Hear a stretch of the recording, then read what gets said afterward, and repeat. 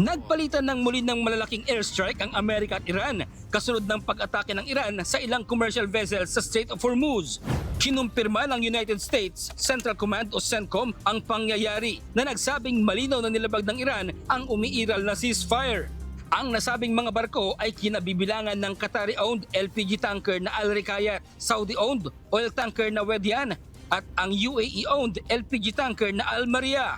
Ang mga ito ay may lulang krudo at natural gas palabas ng Strait of Hormuz mula sa Persian Gulf patungong Gulf of Oman. Kinondina ng Qatari government ang nasabing pag-atake. Giit ni Qatar Prime Minister at Minister of Foreign Affairs Majed Al-Ansari, dapat itigil ng Islamic Republic ng Iran ang lahat ng operasyon nito na naglalagay sa peligro sa seguridad, buhay at supply ng enerhiya ng mga bansang umaasa sa strait. Nangako itong pananagutin ng Iran sa lahat ng tinamong pinsala ng kanilang barko.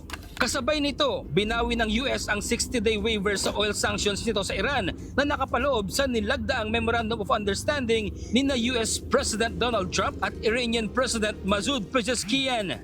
Ibig sabihin, hindi na muling makapagbebenta ng krudo ang Iran. Sagot naman ni Iran, Deputy Foreign Minister Kazem Garibabadi, ang pagbawi ng US sa waiver ay paglabag sa Article 10 at ang pag-atake ay hindi pagsunod sa Articles 1 at 2 ng nilagdaang MOU. Tiniyak nito ang aksyon ng Amerika ay may kaukulang ganti. Nagbabala rin si Iran Parliament Speaker Bagher Ghalibaf na tapos na ang pambubuli ng Amerika. Inisa-isa nito ang paglabag ng US sa MOU na aniya ay wala ng patutunguhan. Binigyang diin nito na hindi sila magpapatalo. Nitong Martes ng gabi sa Iran, sunod-sunod na pagsabog ang naitala sa Bandar Abbas Airport malapit sa Shahid Aghani Port sa Bandar Abbas, Southern Iran. May babala naman sa patuloy na counter-strike ang Kuwaiti government sa mga dumarating na missiles. Sa ibang ulat naman, pinasabugan rin ng Iran ang 5th Fleet ng US Navy sa base nito sa Bahrain. Ayon sa Iranian media, nagtaas na ng alerto sa full battle warning ang buong puwersa ng militar. Kasalukuyang nasa Najaf, Iraq ang mga leader ng Iranian government para sa ikalimang araw ng state funeral ni Supreme Leader Ayatollah Ali Khamenei. Sa pahayag ng Iranian political analyst na si Syed Mohammad Marandi, nakahanda sa all-out war ang Iran at sa pagkakataong ito, sigurado aniya na madadaig si Trump. Nauna na aniyang nagpaalala ang Iranian government sa Amerika na huwag maglunsad ng pag-atake sa panahong ito ng kanilang pagluluksa. Batay sa pinakahuling anunsyo ng IRGC, sarado na muli ang Strait of Hormuz at ayon sa Iranian media, hindi na tinapos ni Iranian President Masoud Pezeshkian ang libing dahil agad na itong lumipad pabalik sa Tehran. Bradley Robuza, UNTV News and Rescue.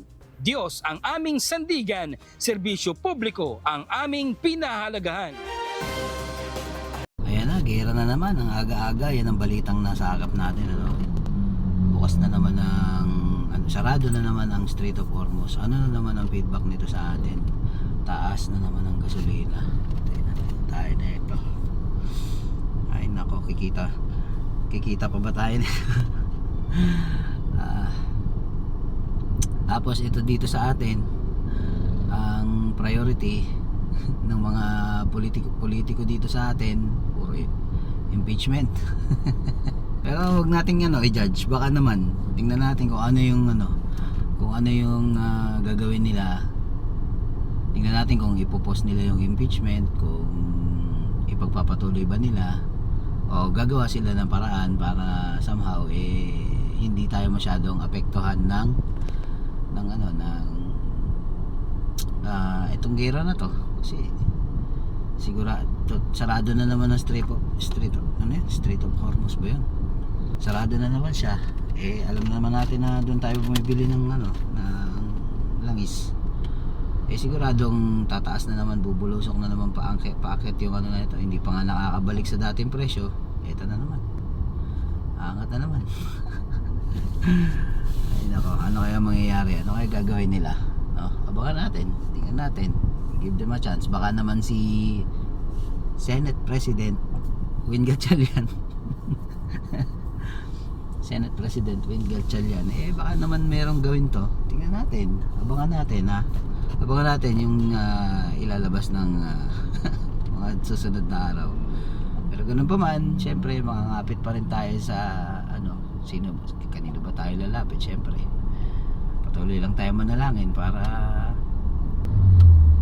matawid natin to, kasi krisis na naman to sigurado. Wala tayong ibang malalapitan kundi ang Diyos lang. Hanggang dyan mga kaibigan, mahalin natin ang Pilipinas kahit nahihirapan na tayo lahat. Peace out. Bagong gising.